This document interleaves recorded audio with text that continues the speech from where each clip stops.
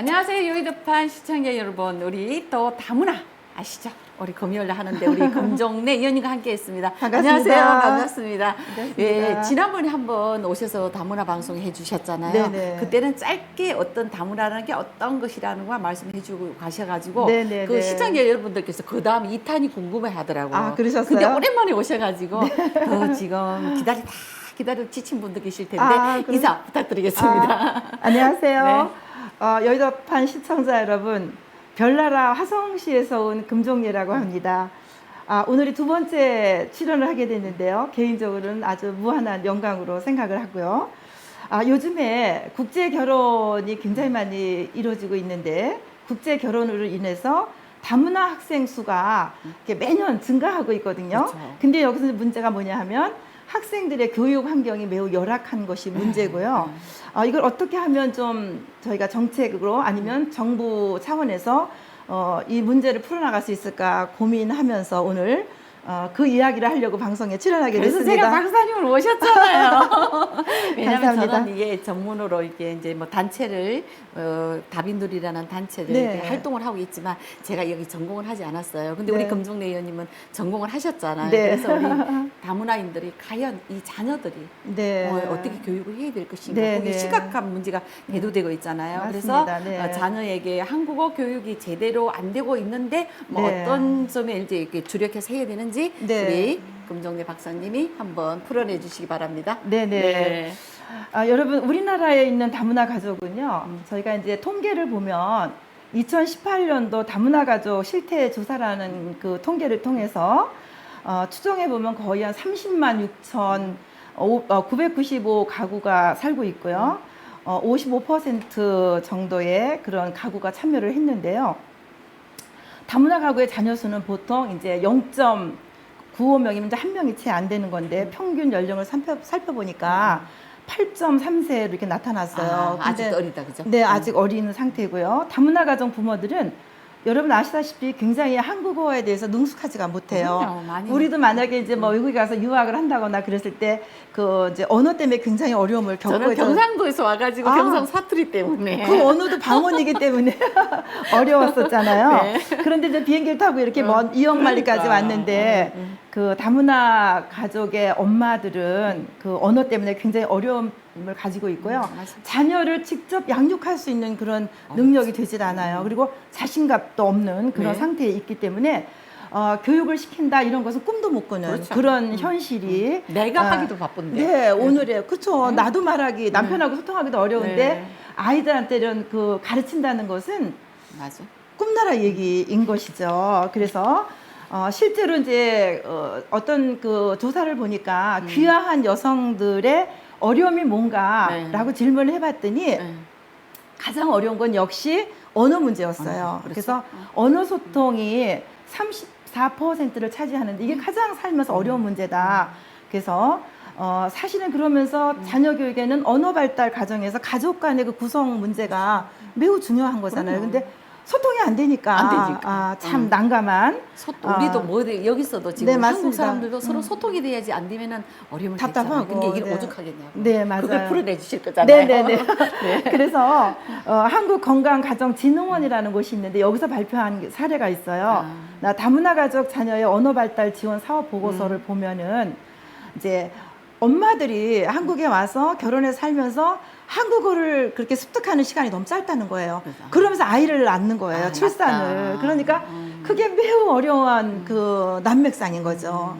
본인도 잘 익히지 못한 상태에서 아이를 출산하고 그 아이에게 이렇게 소통한다는 것은 정말 산 넘어 산인 것이죠. 그런 이제 결과가 뻔한 결과가 나온 거고요. 그래서 또 문화 차이도 매우 어려운 거죠. 그래서 그럼에도 불구하고 이 자녀들이 이제 뭐 이중 언어를 할 수 있는 좋은 여건이 마련됐기 때문에 잘 개발만 시켜주면 뭐 글로벌 인재로 키울 수 있는 그런 그 씨앗이 된다라고 생각이 되어지고 있습니다. 예. 그러긴 한데 이제 어쨌든 그 네. 엄마가 각 자기 나라 말은 잘하지만 한국어가 너무 빨리다 보면 아이는 한국에서 공부를 하고 있으니까 그 문제가 정말 네, 힘든 맞습니다. 거죠. 예, 네, 예. 네. 그리고 또 사실은 우리 한국어가 굉장히 쉽지만 않지 않습니까? 그래서 매우 어려운 네. 그런 문제도 있고요. 네.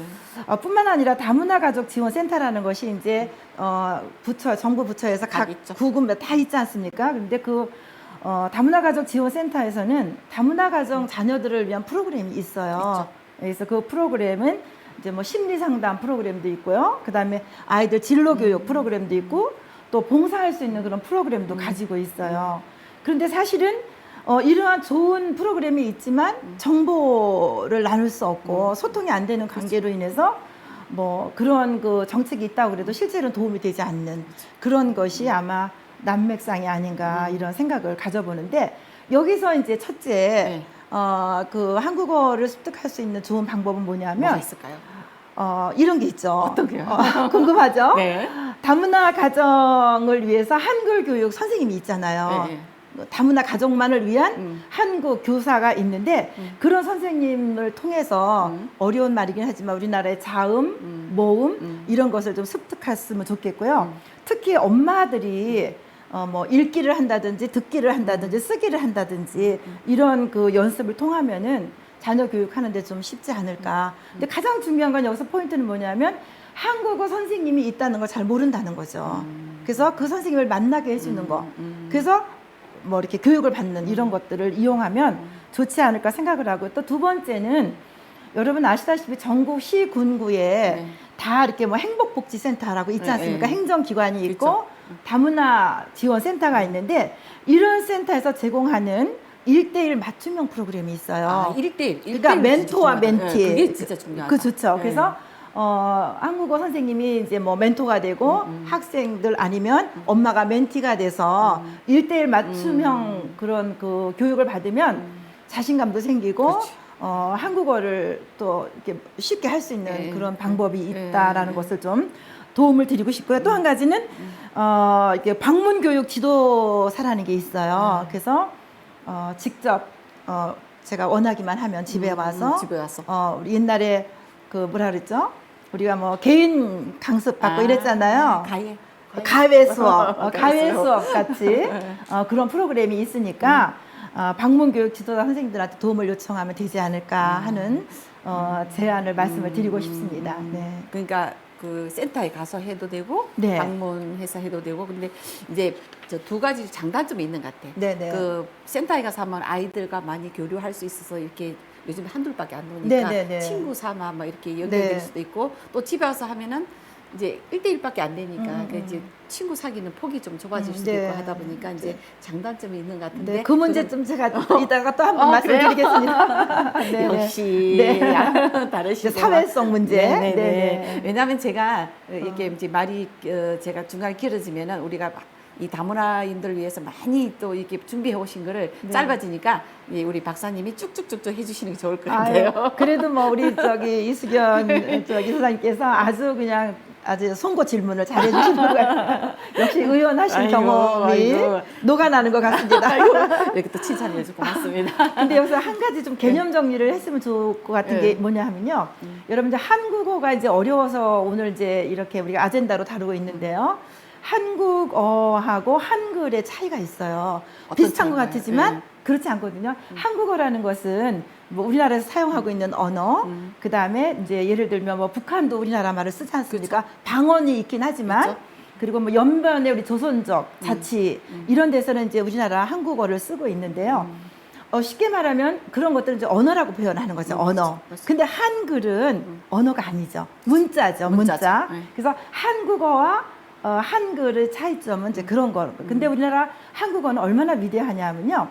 여러분 혹시 아시겠지만은 특허 협력 조약이라는 그런 그 PCT라는 게 있어요. 그건 뭐냐면 이제 국제적으로 인정해주는 언어 이제 그런 것을 의미하는데 거기에 대한민국 우리 한국어가 당연히 이렇게 들어가 있고요. 아이고, 저도 이제 알았습니다. 그래서 저도 공부라는 끝이 없네요. 그래서 물론 다문화를 위한 그런 것도 중요하지만 어차피 오늘 아젠다가 다 한국어에 관한 거기 때문에 이 말씀은 좀 오늘 드렸으면 좋겠다 하는 생각이 들어서 말씀을 드리는데요. 여기에서 이제 PCT라는 그러한 그 특허 협력 조약에 10개 나라가 들어가 있어요. 아하, 10개 나라가 들어 있는데 한번 제가 불러볼게요. 예, 어떤 거냐면 이제 영어. 영어. 영어는 세계 공통어 그렇죠. 있잖아요. 그다음에 프랑스 불어, 프랑스, 불어. 그다음에 독일어, 독일어, 일본어, 일본어, 그다음에 러시아어, 러시아어, 그다음에 스페인어, 스페인어, 중국어, 중국어, 그다음에 아랍어, 아랍어, 그다음에 한국어, 어. 그다음에 포르투갈어. 오. 이래서 모두 10개의 오. 국가의 언어가 우리 그 PCT라는 그런 그 조약에 협약이 되어 있는 아주 위대한 글이 그거 진짜 한국어입니다. 많은 그 나라 중에서 우리 한국어가 10개 안에 들어갔네요. 네, 10개 안에 들어갔습니다. 굉장히. 그래서 이제 뭐 그 조그만 나라가. 네, 각 나라 학교에서도 뭐 논문을 쓸 때도 한국어를 채택할 수 있는 그러한 공식 언어가 됐고요. 이제는 뭐 누가 뭐라 그래도 이제 세계 속의 한국어의 위상은 더 이상 말할 필요가 없어요. 왜냐하면 증명된 사실이 있기 그러니까. 때문에. 그래서 이제 한국어 소수어다라고 얘기하는 것은 안 된다. 아유, 라는 말씀을 오늘 이 시간을 빌어서 강조하고 싶습니다. 네. 네. 왜냐하면 사실 우리가 그 핸드폰 같은데 문자 보내고 이렇게 할 때도 네네. 한국어가 제일 간단하고 좋다 그러더라고요. 네, 맞습니다. 네. 그런 중요한 우리 그 한 대한민국에 태어난 네. 게 지금 이런 네. 오늘 이제 자랑스럽습니다. 굉장히 언어가 과학적이죠. 네네네. 네, 맞습니다. 네. 그러면 이제 그 다문화 이제 학생 수는 꾸준히 약간 늘어나고 있고, 네. 그런데 비해 이제 상급 학교 진학률이 점점 낮아지고 있다고 지금 네, 다들 맞습니다. 이야기하고 있잖아요. 네. 거기에 대해서도 문제점과 장단점 좀 말씀해 주셨으면 합니다. 너무 안타까운 네. 현실이에요.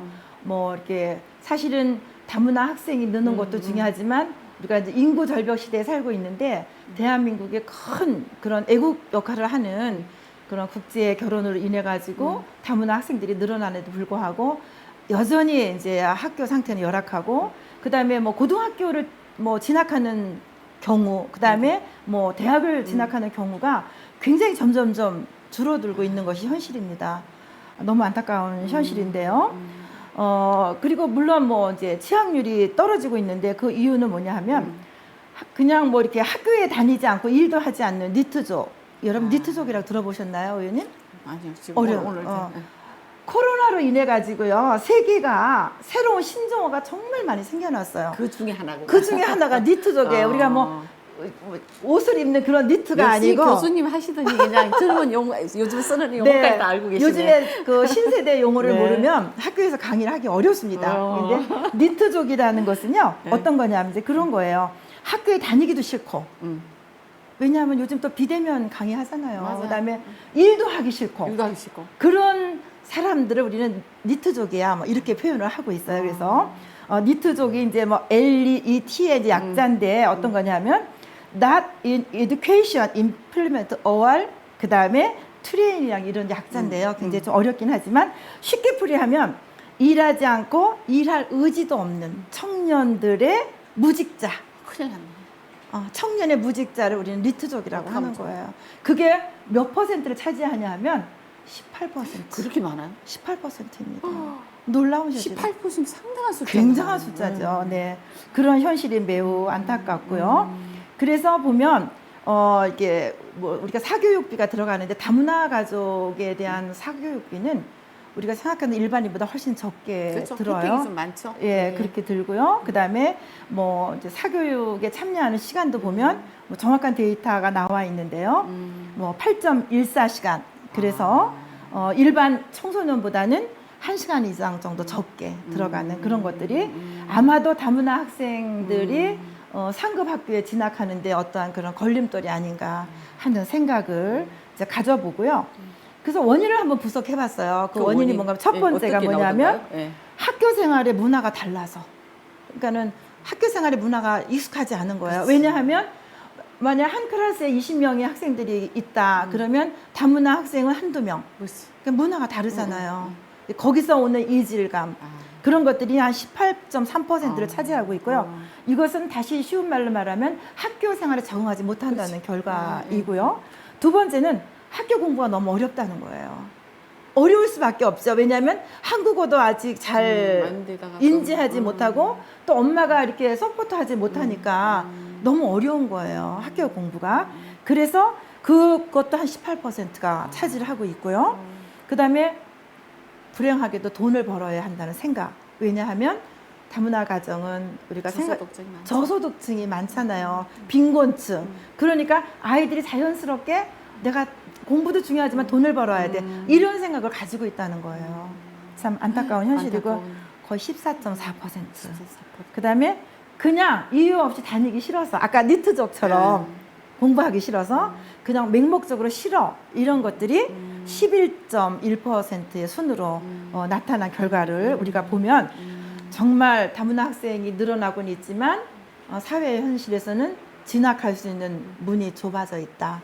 이런 결과를 아까 도출하게 되는 거죠. 연령이 이제 8점 몇 %였잖아요. 그런데 네. 청소년기에 돌입하고 8.3%, 그러니까 예. 청소년기에 이제 좀 있으면 돌입하고 할 텐데 네. 이걸 제대로 정말 우리가 네. 어쨌든 이 다문화 가족도 우리 대한민국에서 지금 태어나고 국민이고, 국민이다 그렇죠. 보니까 네, 맞습니다. 우리 대한민국을 이끌어갈 리더자들이잖아요. 네, 맞습니다. 그럼 네. 제대로 교육이 돼야 되는데 거기에 대해서 이제 같이 고민을 정말 더 많이 네. 그 우리 대한민국에서 열정과 정열을 쏟아서 그 일 같이 함께 문화 차이 느끼지 않고 네. 공부에 대한 특기. 왜냐하면 제가 그걸 봤어요. 엄마가 아무리 열심히 한국어를 하려고 해도 이게 시간이 그럼 걸려야 되잖아요. 네, 네, 근데 네. 지금 박사님 이야기 해 주셨듯이 온 지 1년 정도 돼가지고 아기를 낳다 보니까 임신하고. 나 역시 맞아요. 언어도 적응하지 못하는 상황에서 지금 아이들과 같이 접해야 되잖아요. 맞아요. 제일 이 아이들 정말 중요한 시기란 말이에요. 말 언어를 배우는 단계. 그럼요, 그 그럼. 단계가 안 되다 보니까 이 어려움이 있는 거잖아요. 네, 네. 이 단계를 더 우리가 신경 써야 되겠네. 그럼요. 그게 현실입니다. 그래서 뭐 물론 여성가족부나 뭐 이런 데서 데이터를 이제 뭐 이 탁상 뭐죠? 공론하면 안 돼. 그렇죠, 맞습니다. 탁상 지금. 공론이죠. 네. 사실은 네. 실제로 피부에 네. 와닿는 정책을 해야 그럼요. 되는데 네. 그냥 뭐 이렇게 펜만 굴리고 탁상 그런 것들이 아마 이렇게 진화되지 않고 있구나 하는 생각이 들고요. 그러니까 데이터 정부 보면 다 그렇죠. 정부 차원에서 조금 더 섬세하게 촘촘히 이런 그 정책을 해야 된다고 그러니까 생각이 돈 들었습니다. 예산을 어떤 다문화 단체라든지 많이 만들어서 행사에 이렇게 행사성. 할 일이 아니라 정말 여기 그 사람들이 어떤 부딪혀가지고 필요한 네. 부분을 꼭꼭 집어서 맞추면, 해줘야만 맞추면, 그래야만 맞죠. 예산도 절감되면서 그들한테 네. 혜택이 더 많이 가는 거잖아요. 네, 예. 맞습니다. 네, 맞습니다. 그래서 네. 지금 그 부분을 우리가 함께 고민하고자 이 프로그램을 계속 진행하고 그래서 있는데 여의도판에서 우리 한번 그 리더를 했으면 근데 이제 좋겠습니다. 박사님이 거기에 대해서 공부를 많이 하시고 이렇게 풀어내 주시니까 저는 네. 또 같이 이게 활동하는 입장에서 너무 감사합니다. 감사합니다. 감사합니다. 네. 그리고 이제 좀 그러면 다문화 자녀가 학교를 떠난 이후에 이제 또 같이 겸해서 좀 연결해서 좀 아까 네, 같은 같이 되지만 맥락, 네. 맥락이지만 또 좀 더 네, 네, 네. 말씀해 주셨으면 합니다. 같은 맥락이긴 하는데요. 지난 1년간 한국 생활에 어려움이 없었다는 응답자들이 있는데요. 이제 뭐 29.9. 제가 이제 이렇게 데이터를 얘기하는 것은 오셨네 그래도 데이터를 얘기하는 것은 그냥 뭐 막연히 얘기하면은 피부에 와닿지 않기 그러니까. 때문에 정책을 필 때는 어느 정도 데이터베이스가 필요하기 때문에 말씀을 드리는 거고요.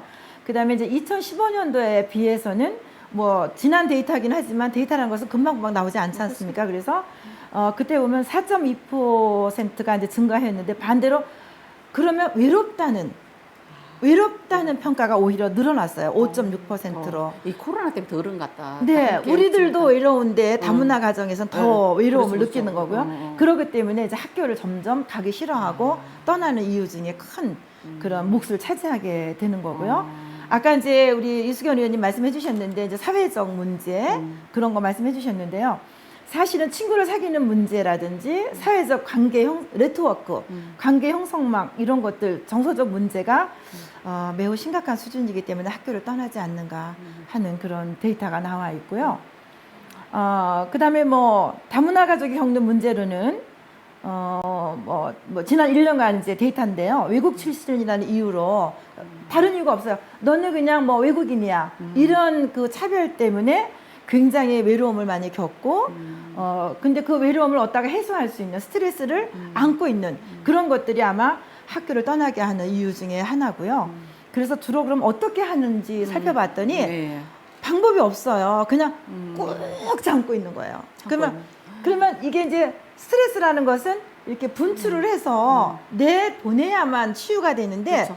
회복할 수 없, 점점점 이제 쌓이는 거죠. 우울증이 쌓이고 뭐 이렇게 그런 것들이 다문화 가정 자녀들로 하여금 학교를 떠나게 하는 요인이 아닌가 하는 생각을 가져봤습니다. 데이터를 잘 분석해 주신 게, 전애들 봐, 다문화에 대해서 한다고 하면서 그런 데이터 정확한 정책도 없이 뭐라고 이야기 와서 그냥 떠들고 있나 했는데, 그거 정확한 분석을 내주셨더니, 네. 정말 우리를 위해서 공부를 하셨구나, 네. 많이 또 연구를 하셨구나 하는 걸 이야기 좀, 아. 보시는 분들이 이야기 하실 것 같아요. 그럴까요? 예. 근데 뭐 이제 이런 그 데이터베이스는 저희가 이제 뭐 우리 정부 차원에서도 여가부나 이런 데에서 아니면 뭐 다른 단체에서 그런 리서치를 통해서 통계 분석을 하고 있습니다. 근데 통계 분석도 중요하지만 그 분석한 데이터를 가지고 정책에 반영하는 것이 중요한 거죠. 그러니까.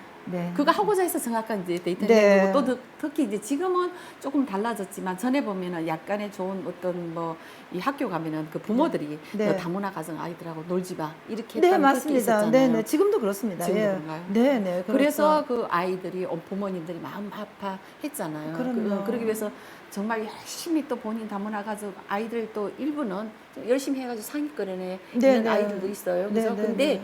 대다수가 저소득층이다 보니까 먹고 사는데 급급하다 보니까 아이들을 못 챙기다 보니까 그런 부분이 맞습니다. 일어나는 네. 것 같아서 네. 교수님이 박사님께서 거기에 대해서 더 많이 열심히 연구하시고 하겠습니다. 네, 네. 공부하셔서 네, 네. 우리 저기 다문화 가족들에게 도움이 될 수 있는 네. 그런 네, 정책적으로 펴서 네. 펴주기를 또 네. 바라는 마음에서 이제 네. 앞으로 어떤 활동을 하실 계획을 이렇게 세우고 계시는지 말씀 네. 좀 해주시기 바랍니다. 예, 지금 이제 아시다시피 방학 기간이고요. 이제 대학교의 방학 기간이라서 쉬면서 바로 이제 9월 학기를 준비하고 있고요. 언제 끝날지 모르는 이러한 그 비대면, 언제 끝날지 모르는 코로나 때문에 언택트 그런 강의 준비를 하고 있고요. 또 한 가지는 제가 얼마 전에 법무법인 로펌 AK라는 데 이제 자문위원장을 됐죠?